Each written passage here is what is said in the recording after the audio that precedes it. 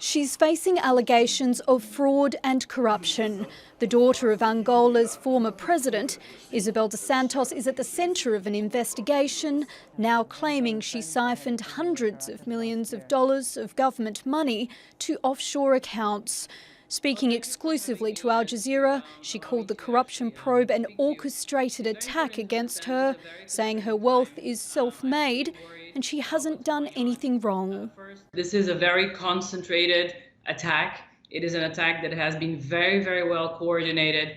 It's an attack that is very much coordinated between foreign media that is acting together with the Angolan authorities to try and create a false perception of my business. Her father, José Eduardo dos Santos, ruled Angola for almost 40 years, until 2017. The International Consortium of Investigative Journalists obtained papers which it says shows he gave his daughter big chunks of some of the country's most valuable resources, as she built a business empire that stretched from telecommunications to banking and construction.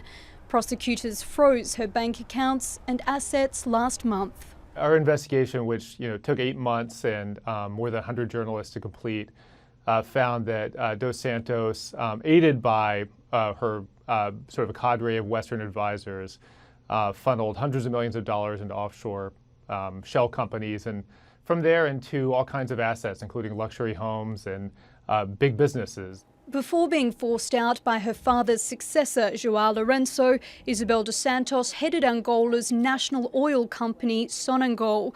But the new government suspended some of her projects and seized an estimated $1 billion worth of assets in a corruption drive. Last month, her half-brother, José Filomeno, went on trial for corruption. He's pleaded not guilty. Angola is rich in oil and diamonds, but it remains one of the world's poorest countries, with a staggering wealth gap.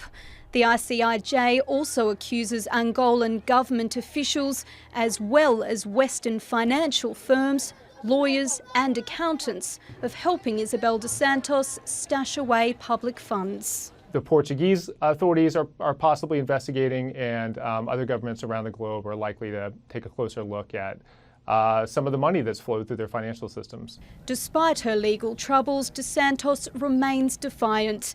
She's even considering running for president in Angola's next election in 2022. Nicola, Gage, Al Jazeera.